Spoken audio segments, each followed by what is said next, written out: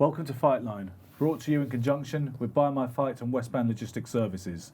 My name's Ben Doughty, and I'm relieved to be joined once again this week by the social media powerhouse that is my good friend Spencer Fearon. Thanks for coming again, champ. Nah, man, it's a pleasure, man. It's a pleasure. Nobody watches the show when you don't come on. Let's just be honest about it. I've got nothing to, to style out these days. I think it's black privilege, quite honestly. Yes, that's right.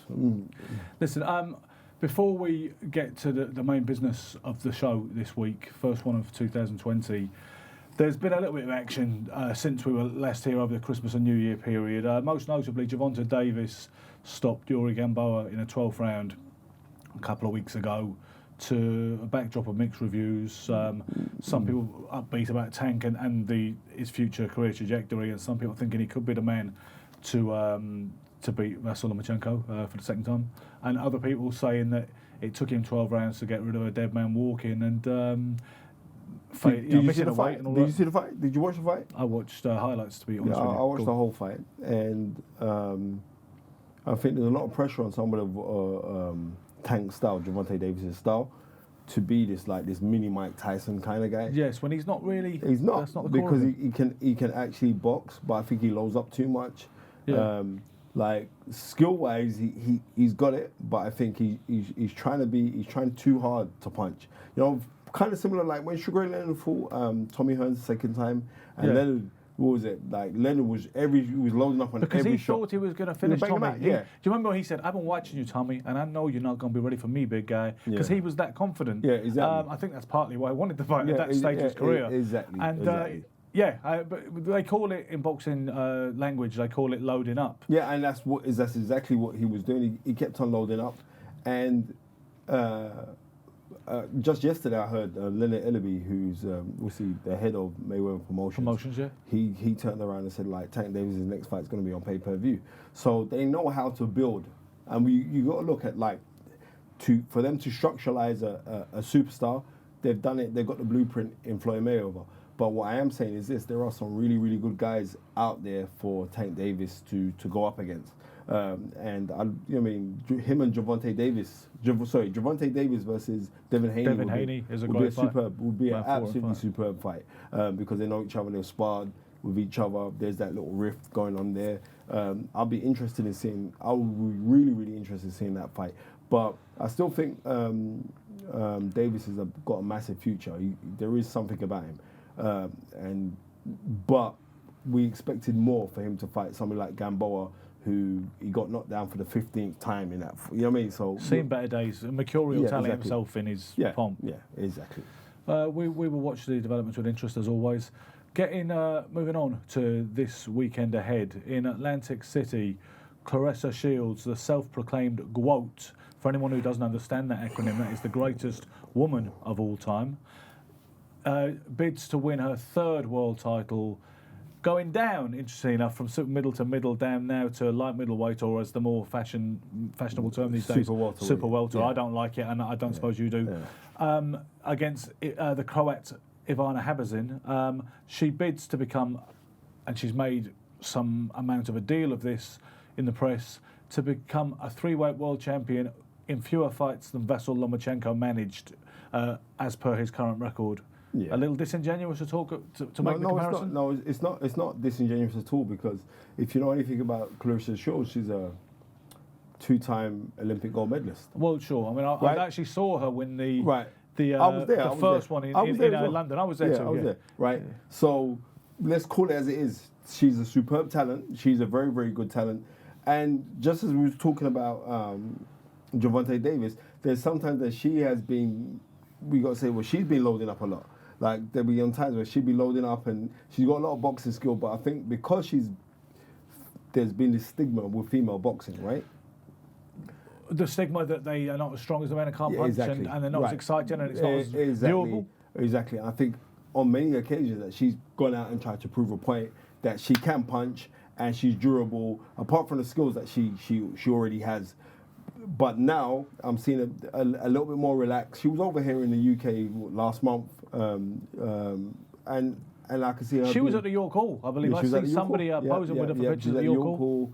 I think she linked up with Richard Riakporhe as well, the current British cruiserweight champion. Yeah. I think they're friends.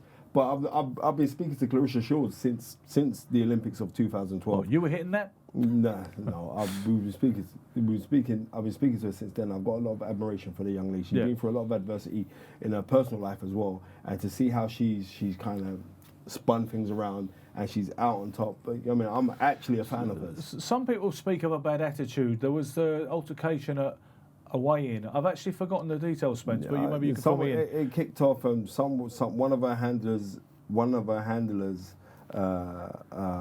hit. I've forgotten the gentleman's name now. An older guy. From Germany. He had like a...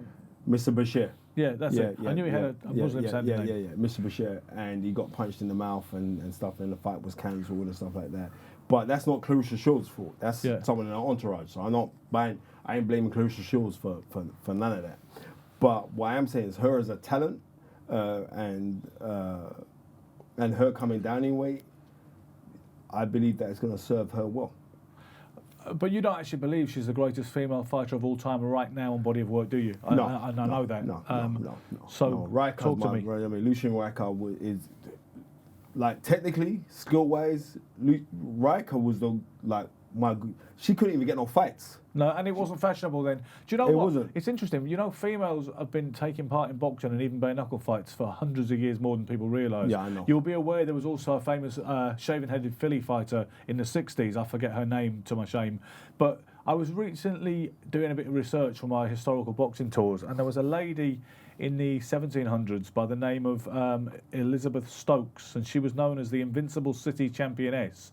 And her husband...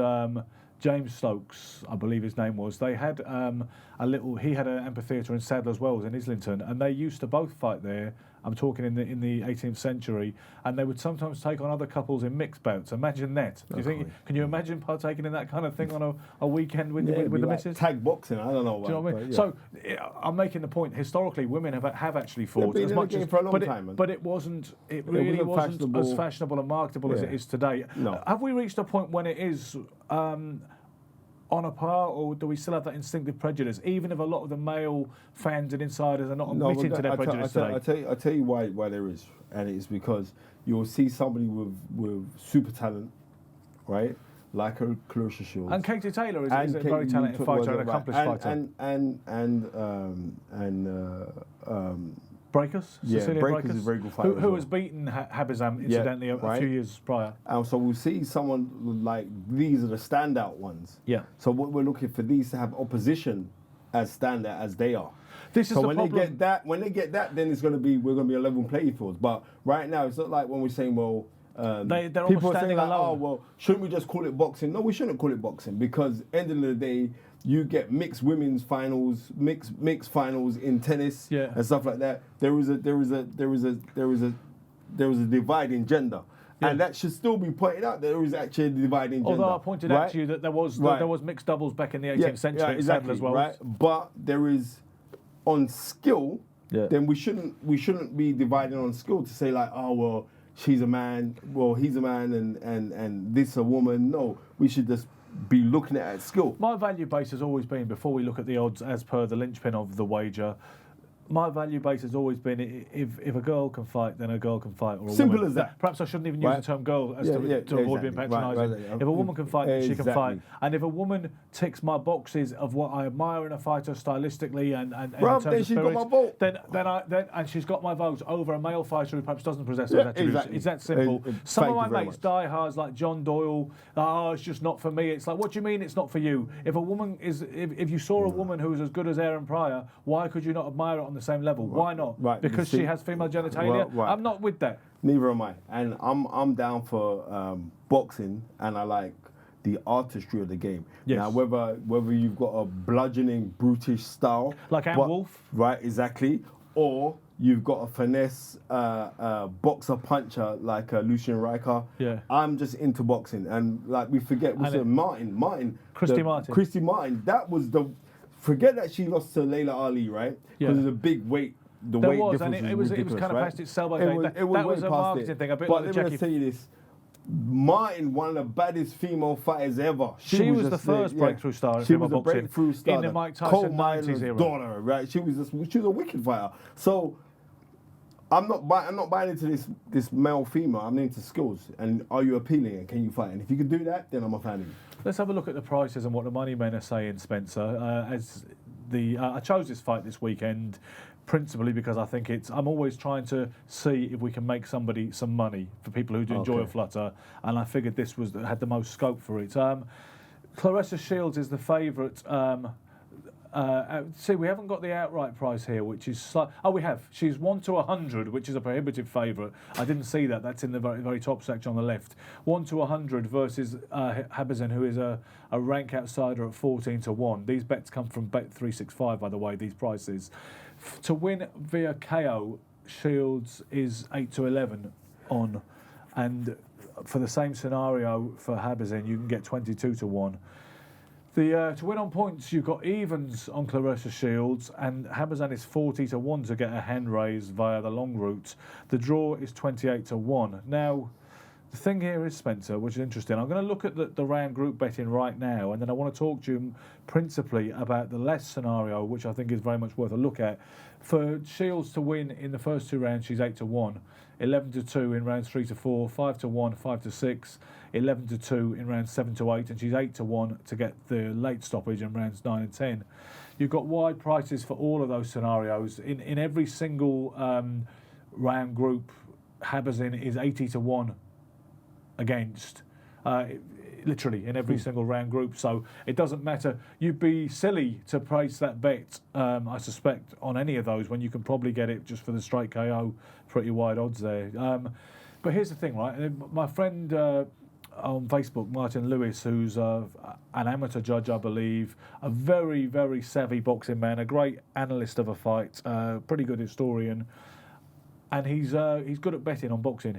Some people just find the value. There is an art to this betting game, and it's not necessarily about being a boxing expert like yourself.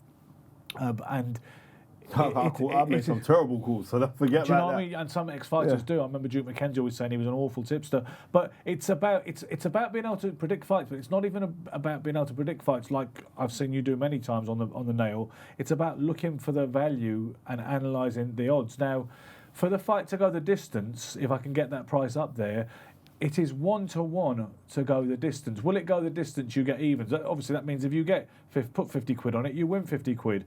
To say it won't go the distance, 8 to 11. So they're trying to say there that this fight will end early. That is essentially their probability assumption. Yeah. Okay. Now, Martin said Shields has 2 KOs in 9 wins. She only has 9 fights to her name professionally. Yeah. And she's only stopped 2 of them for whatever reason. He said that it is intrinsically harder, and you will relate to this as a former fighter who boxed amateur and pro. It is intrinsically harder to get the stoppage in 2-minute rounds. You agree? Well, tell me why that is, just for the benefit of viewers. Because sometimes in fights you need to pace yourself. Sometimes you can hurt somebody; they could be able to survive, and it's usually in the last segment, in the quarter of the fight. Yeah. In that round, that you could catch somebody and most probably knock them out. Especially like Claressa Shields is heavy-handed, but she's not a one-punch knockout artist. Like, oh my God, she's this devilish puncher. She isn't. She wears you down with her speed, and sometimes it's like by the time it's for her to get you going, the bell goes.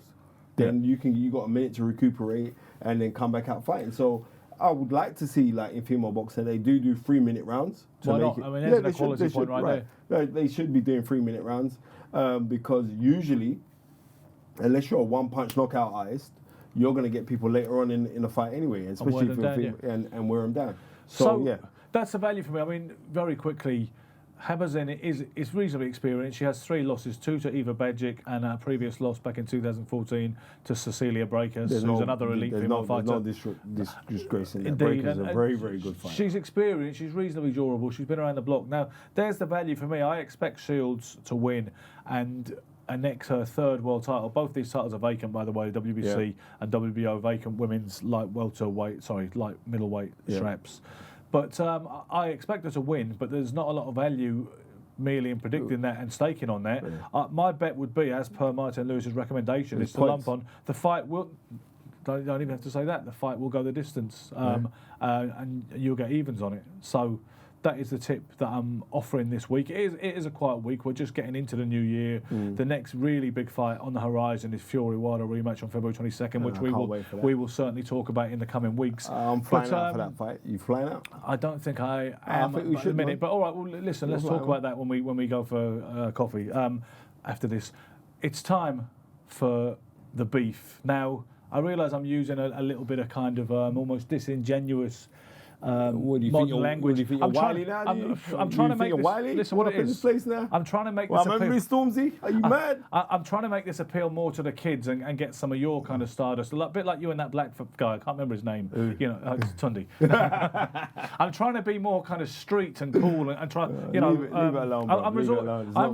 I'm resorting to desperate measures. You told me I'm too slick and too kind of old BBC One Des Lynam. This is new year, new me. That no more, man. Listen, don't watch that no more. In all seriousness, the idea, the concept of the beef section of the show is to find something on which myself and the co-anchor that week are divided and up for an argument about. And on that note, You had to dig really hard. Because you and I, to be fair, I had to rack my brains and scratch my head to work out any enduring point of boxing folklore that you and I, or logic theory that you and I disagree on. We tend to have very similar, we tend to like very similar fighters for the most part. We tend to see things the same way for whatever reason. But to look for a point on which we can be divided, I imagine that you think Rubin Hurricane Carter was innocent of the Lafayette Grill murders in the early hours of June the 17th, 1966 in Paterson, New Jersey. And that's right, I do. I think he was innocent. Okay, well... and you're going to come with your counter argument to tell me why he wasn't. I'm going to come with some facts. Yeah, okay. and I'm going to come with mine too. Go on. Let's go. Okay. The point is, I actually watched for the first time in its entirety that Denzel Washington 99 movie, The Hurricane. Really good movie. I found it hard to watch, Spence, because having studied the case quite a lot in the last few years. Was it a sugary Hollywood fictionalised narrative. Was it a good movie? I struggled with it. Was Denzel Washington's performance in the movie good? Yes. Okay, then that's it then. So he's innocent because he was played by a dashing, usually respected Hollywood icon. I'm talking. We're talking about Denzel Washington, who I actually met in 1988 or 87. Yeah, you must have only been about 14 in 1988. I was a little kid. There was filming a movie called Queen and Country on the Cotton Gardens estate where I grew up. Yeah. And yeah. So I had to be cotton involved, didn't there? Yeah, exactly. You know, they're taking liberties, right? And as I was walking around after doing my paper, and they cordoned off the area so you couldn't walk. So I had to walk around. As I walked around, I bumped into this guy. I didn't know who he was. But just after that, he made Cry Freedom. But yeah, and we spoke, and he said to me, "Young man, put God first," and I will never forget that. Here is my problem with it, Spence, and what I think we need to be careful of. Too often, when something like this happens, people root for an outcome. They already have a decided allegiance because if you happen to be black, then you've got a natural allegiance because of the obvious injustice. It was a racist landscape in the 60s. Just for a second, wait, let's go back now. O.J. Simpson, he was as guilty as hell. So don't think I was upset when he. That's a nice soundbite for YouTube. Thank you. Right, exactly. Keep going. So I'm not going on that one because I'm going by what the narrative fits, and also by what the evidence was presented, and also I'm thinking 1966, Muhammad Ali was on his side, right? So therefore. Muhammad Ali was campaigning for him as well. Well as Bob Dylan. I heard that, but Dylan, that's interesting because Dylan wrote that song in 1975, I believe, shortly before the retrial in 76, where Carter and John Artis were duly convicted again a second time on the appeal. But Dylan, apparently, because there are certain things that were brought to bear in subsequent years where people said, if you look for the real story and get beyond this racist, railroaded narrative, which is very prevalent, you know, and it's an obvious one. And like you said, that it almost fits because there's been so many genuine injustices that it's so easy to recognise this as another one and think lazily about it. But apparently Dylan changed his mind, it is said, about Carter's guilt, which I heard Denzel Washington did too. It's only hearsay. I only heard Barry Norman say that Denzel Washington changed his mind. Dylan started to have misgivings about Carter's innocence as championed in that wonderful song, and he stopped playing it. Some people say, I don't have this as gospel. Well, he certainly hasn't played it in a long time live. I don't know nothing about that, but go with the facts of saying why the man was guilty. Okay, let's go then. Ready? Go on. There's some background. 6 hours earlier, before those Lafayette Grill murders, which happened in the small hours of what would have been a Friday early morning on June the 17th, 1966, in Paterson, New Jersey, there had been a murder about 6 hours before that when a guy called Leroy Holloway was shot by a man called Fred Cortini over a business dispute. It was in a bar. I can't remember what the bar was called, but Leroy Holloway, a black man, had taken this bar over from Fred Cortini, a white man, and Fred Cortini had issues about late payments. Seems like a bit extreme to shoot somebody dead over it. Surely we could talk about it, but maybe set up a direct debit, maybe. But, and that's what ensued. Now, let's put it on layaway. Leroy Holloway, because you will be aware of the racial revenge motive for the killing. Yeah. Well, they've taken out a white man, so they've taken out a black man, so we're going to take out some of their kind. Like it was that polarised and that obvious and that tit for tat, which I'm really not sure about. But the background you need to be aware of is that this man, Leroy Holloway, who was shot dead 6 hours before the notorious Lafayette Grill murders, was the stepfather of a guy called Eddie Rules, who was a good friend of Rubin Hurricane Carter's, who used to hang out at the Night Spot, which was 6 blocks away, I believe, from the Lafayette Bar and Grill. Now, people were up in arms, the black community were up in arms that night of the injustice, and they wanted justice. And apparently Eddie Rules had gone to the police station ranting, screaming blue murder, saying, if you don't do something, I will or we will, right? It is rumoured to be the case, okay? So Carter was pretty soon to fight in South America against an Argentine in Argentina. Right. And apparently on this particular night, which would have been the Thursday, the 16th of June, 1966. This was supposedly Carter liked the drink. They said he would drive with a bottle of vodka in the glove compartment of that white Dodge of his rental car, in actual fact. And this was his last chance to let loose before camp and party a little bit. So he was in the Night Spot. Apparently he can be placed there until around about 2:30, maybe a little bit earlier. And he's called a taxi, right? But John Artis, who is a 19-year-old track star, and I really feel for this guy because every time I see him interviewed, I really believe John Artis, who seems a lovely man, who's rid himself of resentments and spiritually grown through the whole experience, he really does seem to be innocent. That is my problem. Artis, I do believe he's innocent. But he was innocent, but they said there were 2 gunmen, right? Yeah. Loaded shotgun Yeah. and 1 handgun. Yeah. Right? They did, Right. So you're saying if John Artis wasn't the guy that was involved in it, right? So then it doesn't feel like he was capable of it. They just say it doesn't. Why? But let me keep going. Good point. That's a great point. You feel empathy with him, right? That's what you're saying to me, right? For sure. Right, you feel empathy. Why? Because he's on this spiritual epiphany, and he was a 19-year-old kind of something similar he was to a what you've been 19-year-old through. kid, yeah. So that's why you feel, oh yeah, right. But so listen, he's innocent, yeah. But then the guy who was with him now, because you're trying to say Rubin Hurricane Carter was guilty, yeah. Let me keep going. Keep Rubin Hurricane Carter. I'm ready for this. Is what happened. Right? This is supposedly what happened. We don't know what happened. God, what I would do to find out what happened. I get obsessed with things like this. I want to know. So, John Artis, who was a track star, he said he used to like dancing, that he was a good dancer. He said he'd gone there that night, maybe pick up a lady, maybe not. He thought his life was simple. He asked the famous fighter, who he didn't really know, could I get a ride home? Yep, I know. And Carter said, if you want a ride home, can you drive? You better drive me. And he said, oh, thank you, of course, Mr. Carter.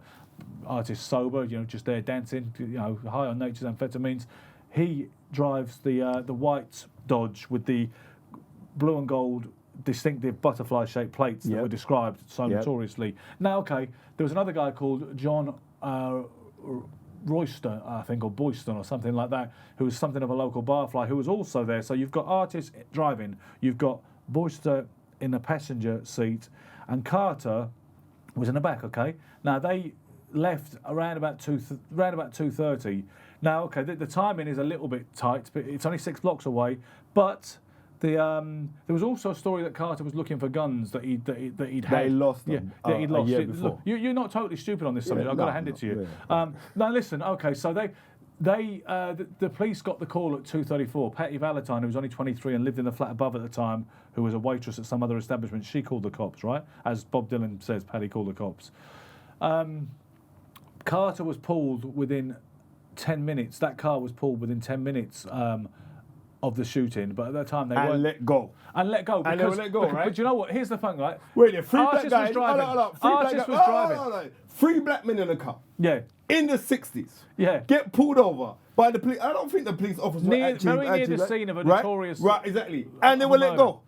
Because, come on, because man. what it was, this is what it was. The police Do you know people, what? let's listen to this one. Yeah. 3 black men got stopped in America, get stopped by white police officers and let go. Ooh, But here's the thing, right? So Artist was driving. The guy John Boyston or whatever his name was in the passenger seat. Carter was lying in the back. Some said hiding from the police, so he'd be like, hopefully they won't see me. That doesn't prove anything because he could have been intoxicated. He thinking, I don't want no one to mess with me. He could have thought it was bait because his name, people would mess with him. And okay, so they let him go. They said, so the guy who apparently was called Sergeant Captor, which is rather ironic, recognised Carter and almost apologised to him, politely said, well, there's been a shooting, you know, what are you guys doing? Okay, no problem, on your way. Then at some point, it was when a witness statement shortly after that made the description of the white sedan car, right, without estate plates, that they thought maybe that was Carter. By the time they pulled Carter, they dropped the other guy off wherever he was going. Carter and Artist are only in the car at this point, and they got pulled. And it was at that point they were taken to the murder scene.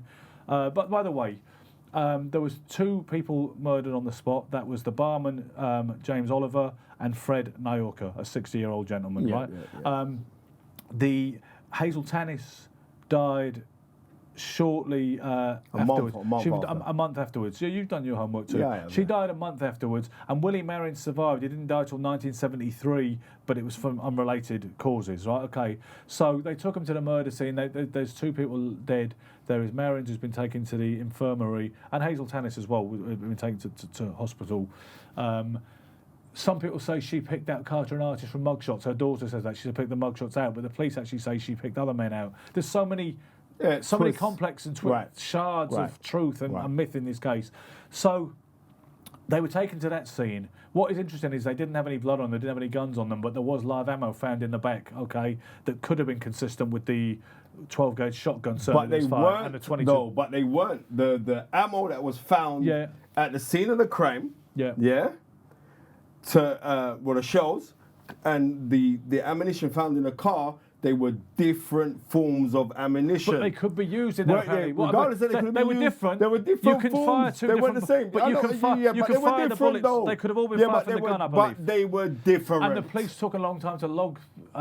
They took 5 days. Now, why would you take 5 days? You just what? That don't make no sense to me. Wait, so don't you think that, to me, that seems like, right, someone's trying to conspire against me. Then they took him to the hospital, by the way, and asked Willie Marion, was that the guy? And apparently he said no. He lost the sight of one eye, so he only had one eye. But he said he weren't him, though. He did say that. Listen, if I do this, I could still see. No. He said it weren't them. Now, this is a man that's been shot by somebody, and he said, these are the guys, and he said no. What more do you want? This guy got shot. So here's the twist, right? Right, go on, tell me the twist. The twist is, some people describe 2 cars. There was a black sedan, maybe, or there was a black car of some sort. Now, okay, and what car was Hurricane Carter in? In the white car. Right, some with the butterfly things on it. And also, some people describe the gunmen being tall, skinny guys, dark-skinned with dark clothing, whereas Carter and Artist, Carter was 5'7", short and stocky. Artist was very tall, but he wasn't skinny. He was an athletic build, and they were both light-skinned, wearing light clothes. Sorry, they were both dark-skinned, wearing light clothes.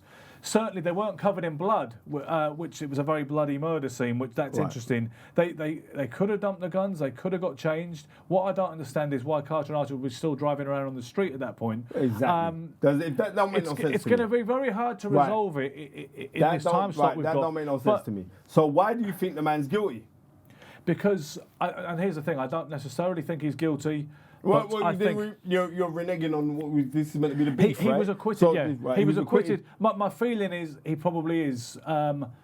Probably guilty. The black car, right, was Well, said to... yeah, exactly. You was weren't said- in no black car, though. He wasn't, no. So all then, right, but so then, if okay, then so some people suggest there were 4 gunmen, and that Elwood Tuck, who was the owner of the night spot, and Eddie Rawls, previously mentioned as the stepson of Rory Holloway, who got killed earlier, was also in there. And there was a theory, an alternative theory, that Carter and Artis were both present but didn't actually fire the guns. But there were 4 people who entered the Lafayette Grill at that moment, at the time of the triple murder. So if that's the case, then right, he'd be an accessory to murder and not the murderer.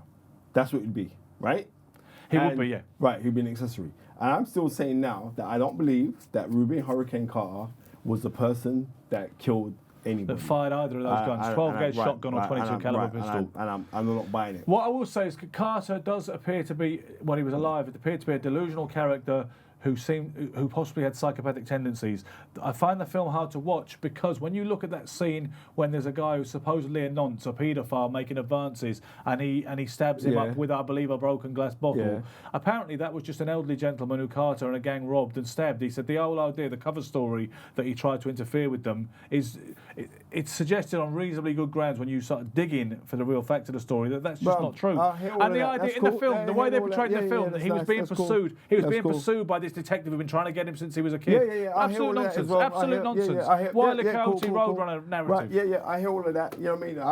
And let's be clear. I still have to live with Elizabeth Taylor being Cleopatra, so don't worry about that one. Yeah. So I don't care about that. That doesn't mean nothing. I'm saying that's as a kid. Do I believe that he killed those people in 1966? No, I don't. That's what I'm rolling with. And fair play, when they did go to court for the 3rd time, right? Yeah. When it was quashed on habeas corpus because so of what's that? So please procedural explain errors. to the people what habeas corpus means. Habeas corpus is the less line, the less chance saloon of appeal when everything else has failed. Yeah, when your so the appeal last has roll of failed, the dice. you try to get your case thrown out because But they went to Supreme it can Court, be though, showed right? that you didn't receive a fair trial, that there was a constitutional procedure was not followed, statutory procedure was not followed, Okay, then. and it was quashed on that Right. basis. So it was squashed on that basis because the right procedures that should have been adjudicated were not adjudicated to him. So therefore, there was something dodgy going on there. And like I said, And when he was released, justice prevailed for that time, even though it happened back. What was it? 1985. He was convicted, yeah. 1985 when he got off. So no, I'm still gonna roll with. I thought the man was innocent. I'm still gonna roll with the fact that him being innocent, and more so that Muhammad Ali thought he was innocent. So therefore, he's innocent. I heard him and Ali didn't actually get along, you know. No, they didn't like each other. Listen, Spencer, it was fun to joust with that. To be honest, obviously, I'm looking for good social media content and an arresting subject. I can't honestly tell you. social media whore. Yeah. Yes. So, talk about the pot calling the kettle black. Yeah. What anyway. a soundbite that is to finish on. Listen, we can't resolve it here. You were an able and respectful adversary, and Thank you, sir. And we shall leave it there. But little item to finish. I think that I wanted to try and liberate the format of the show a bit more, so we could discuss some moments, cameos of boxing history. Yeah. And today, for the throwback, I would like to take you back to February the 16th, 1986, for Mike Hercules Weaver's devastating second round KO of Carl the Truth Williams on the undercard of Mike Tyson's 6th round bludgeoning of Jesse Thunder Ferguson. You remember the fight? The right uppercut. I remember Mike Tyson beating that Ferguson. was in the talk. Remember Mike Tyson said I wanted to punch him and break his nose so he could go into his brain. Remember that? That was almost the first sign of Tyson not being entirely well upstairs. Because at the time, he was marketed so well back in the day as the golden boy and the incredibly polite historian, the Brooklyn man boy made good. But the real ghetto was there. It was mad because at that time he was only 19 years old. So he was, it was crazy, right? Yeah, I think in 1986 he was still waiting for his 20th birthday. You're right. Yeah, he was only 19 years old. So and he must have watched this fight, which I believe may have gone after his fight, like a kind of walkout fight scenario. Because I know that when he watched it, he said, "That's bad." That they quoted him in I believe it was KO magazine as saying that. So, and the headline was rather wonderful because it said, "Mike Weaver stretches the truth." This shows you an example of. It was a fairly quiet opening round. You'd have probably scored it for Weaver. Sorry, for Williams. Yeah, 'cause Weaver jab, was kind jab, of he was popping that jab lazy, really neat, yeah. lethargic, Yeah. as was sometimes his want. We know he was a slow starter. He looked almost only semi-interested at times. And on the jab, and Weaver had a tremendous jab. Excellent jab. You'd have probably scored the first round for Williams. But in the second round, we see the coup de grace when Left hook. Williams throws a good left hook right hand, then throws a right uppercut, then lands another good straight right hand on Weaver. And there's an element of, when people think they've got someone hurt, they're actually a little vulnerable when they open up. You've got to be a little bit careful when you think you've got a man on the hook or when a man's rising from a knockdown. You have to make that split-second assessment of whether he's ready, ripe for the taking, or whether he's still a dangerous, wounded animal. That crisp left hook that Weaver throws at him. What a sweet counter left hook. Can we get a quick look at that now? Beautiful left and right, then one to the body, mixing it up by Williams. Weaver is hurt. Round 2, 1:14 to go in the round. And down goes Carl Williams. Williams is down at 1:08 of the second. He is groggy. He was down twice against Jesse Ferguson. James Quick Tillis. Tony Perez now. Okay. 3 knockdown rule in effect. And there goes Mike Weaver trying to end it all. He's in terrible shape, Chris. He's going to have to stop this fight. The second. Now, the count is at 41 seconds. One more knockdown, and the fight is over.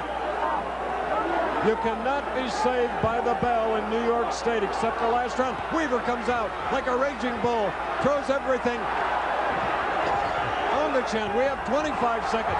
Third time, the fight is over. And Mike Weaver becomes a gymnast, and the crowd goes crazy. And you've got to love that the commentator, Alex Wallow's partner, on the occasion, saying, Mike Weaver becomes an acrobat and the crowd go wild. You got to think of that time, like on the things that Mike Weaver went through as a fighter. Mike Weaver was a very, very good fighter. He was very underrated. I mean, he was the former WBA champion as well, right? When it still had some gravitas and sort of class. It had value then.